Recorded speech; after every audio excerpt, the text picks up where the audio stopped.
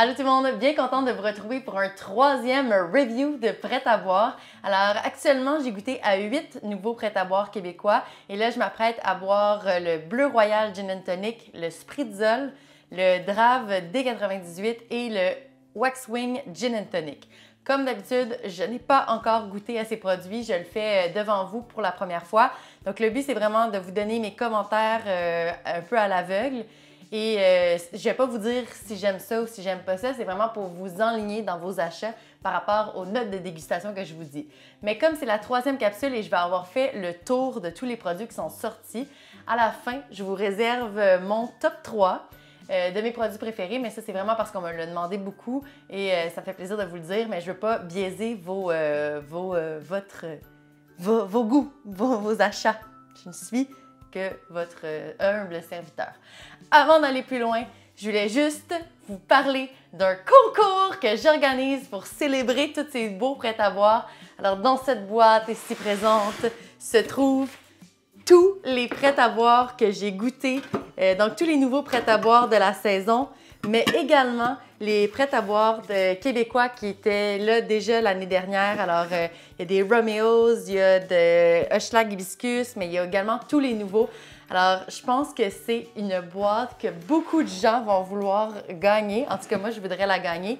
Le concours va avoir lieu sur Facebook. Alors, ceux qui écoutent les capsules sur YouTube ou Instagram, vous pouvez participer sur ma page Facebook. Et là, on va arrêter de parler de concours parce que j'ai soif. Le premier produit auquel je vais goûter aujourd'hui, c'est le Bleu Royal Gin and Tonic. Alors, comme vous savez, le gin Bleu Royal est bleu et quand il entre en contact avec l'acidité, il devient mauve. Alors, la couleur est assez fidèle au produit. Les canettes sont un peu plus petites, en fait un peu plus baquaises que les autres canettes. C'est 236 ml et pour 4 canettes, ça nous coûte 15 $ et comme d'habitude, on est à 7 % d'alcool. Alors, je vais goûter. L'odeur, je dirais que c'est assez... ça sent le gin, ça sent le Bleu Royal. C'est vraiment fresh, ça goûte le gin tonic, ce qui est une bonne chose. Parfois, ça va comme goûter une petite boisson, mais là, je goûte beaucoup de sapin, de pain. C'est vraiment un prêt-à-boire rafraîchissant. C'est pas du tout sucré, donc ça se boit hyper bien. En fait, c'est comme il y a un petit revenez-y dedans dans cette canette. C'est bon. Prochain produit auquel j'ai goûté, c'est le Spritzel. C'est un spritz fait par les vergers Hemingford. Alors déjà au nez, je sens qu'on est vraiment plus dans un cidre. On est sur une base de cidre, ça paraît. J'ai pas encore goûté, mais juste ça vient jusqu'à moi. Jusqu'à présent, j'ai goûté au Spritz Les Îles et à la Mermelade Spritz, donc deux producteurs d'apéritivos. Eux sont producteurs de cidre, donc j'imagine que ça va être assez différent. Et aussi à la couleur, on est beaucoup plus dans un jaune doré que les autres qui étaient vraiment orange comme leur boisson. Alors pour 4 canettes de 250 ml, ça c'est la canette format Red Bull, eh bien ça nous coûte 12,80 $. Donc c'est pas très cher, c'est le fun. Ça goûte beaucoup le cidre. Alors si vous êtes un fan de cidre, vous allez aimer. Qu'est-ce que j'aime par contre, c'est qu'il y a une belle amertume qui vient après. C'est vraiment pas comme les deux autres spritz que j'ai goûté. Je dirais que c'est un produit vraiment dans une niche différente. Mais il y a un petit... il y a un petit revenez-y à la fin. On dirait qu'il y a comme un petit goût de... Je sais pas pourquoi, là, mais un petit goût de céréales, je sais pas quoi. Quelque chose de réconfortant à la fin. J'aime bien. Le verdict, c'est bon, mais la seule chose que je pourrais dire, par contre, c'est que ça pourrait peut-être plus rentrer dans la catégorie des cidres en canette, et ça, il y en a plusieurs, que dans la catégorie des prêts-à-boire, puisque je trouve que la base de cidre est très présente. Par contre, c'est un bon produit avec une belle petite touche d'amertume.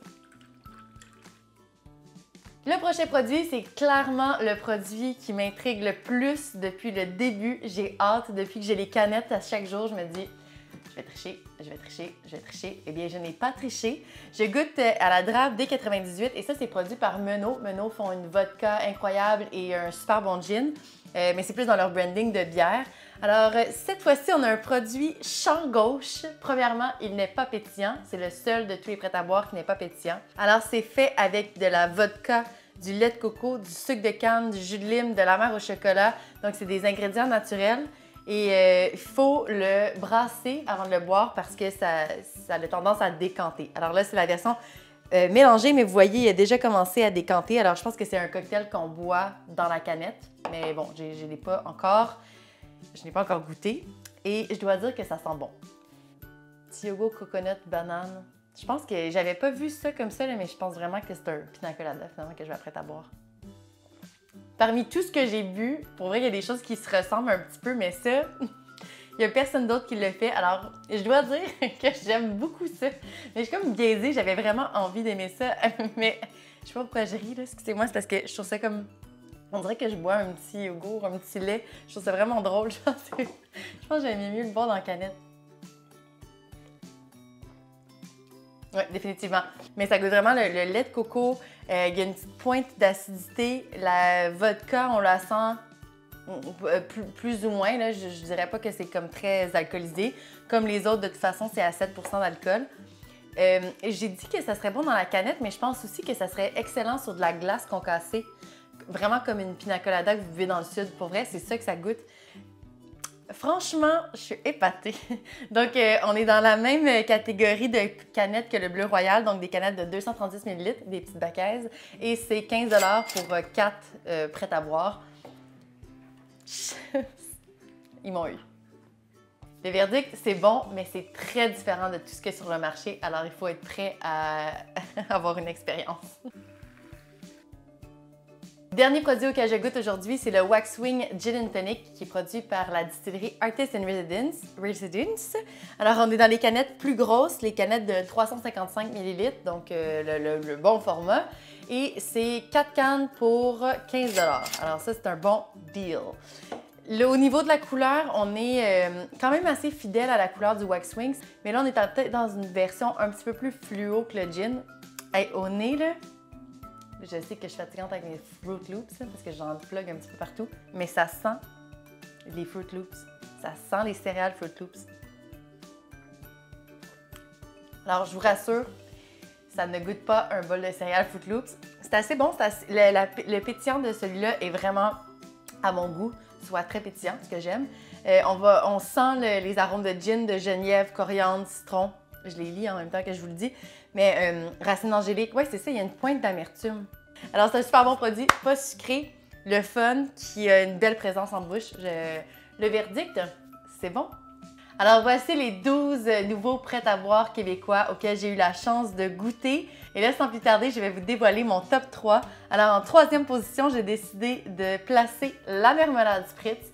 Alors, parmi les 3 spritz, j'ai trouvé que c'était le mieux balancé. Super bon goût d'amermelade, une bonne fraîcheur, pas trop sucré, pas trop amer. Il manque peut-être le petit côté un peu de vin, comme j'ai dit dans les capsules, mais vraiment, je l'ai trouvé top, rafraîchissant et encore une fois, pas trop sucré. Donc, c'est ma troisième position, va à marmelade. Ensuite, en deuxième position, à ma grande surprise, j'ai décidé de placer le Bleu Royal Gin & Tonic. Je ne suis pas une fan de gin tonic, mais j'ai trouvé que c'était un super prêt à boire qui n'était pas sucré du tout, qui goûtait le gin, parce que ça, c'est intéressant aussi. Parfois, dans ces produits-là, on va perdre un peu le goût de l'alcool, mais ça goûte les aromates du gin, ça se boit super bien, puis le format est le fun. Donc, deuxième position, gin tonic de Bleu Royal. Et en première position, j'ai les cymbales, les tambourines en bas. C'est quoi? Qu'est-ce qui se passe? Première position, j'ai décidé de le remettre à Romeo's Gin Spritz. Alors, quand j'ai goûté, c'était dans la première capsule. Je pense que ça a été clair que je l'aimais beaucoup. C'est sûr que c'est un produit qui est un peu plus bonbon, peut-être que les deux autres, mais vraiment délicieux. Encore une fois, une bonne balance entre les différents, le sucre, l'acidité, la fraîcheur, mais c'est celui que j'ai le plus envie de boire. Alors, c'est pour ça que je lui décerne la première place à notre Romeo's Gin Spritz. Alors, ça m'a fait plaisir de vous faire le review et je vous annonce que je vais continuer à faire des capsules review avec des produits québécois qui ne seront pas des prêts à boire nécessairement, mais avec d'autres produits québécois, des gins, des liqueurs, des nouveaux produits, des produits qui existent. Alors, si vous avez des recommandations, si vous avez des produits que vous voulez savoir qu'est-ce qu'ils goûtent, eh bien, écrivez-moi là en commentaire. Ça va me faire plaisir de goûter pour vous. Santé!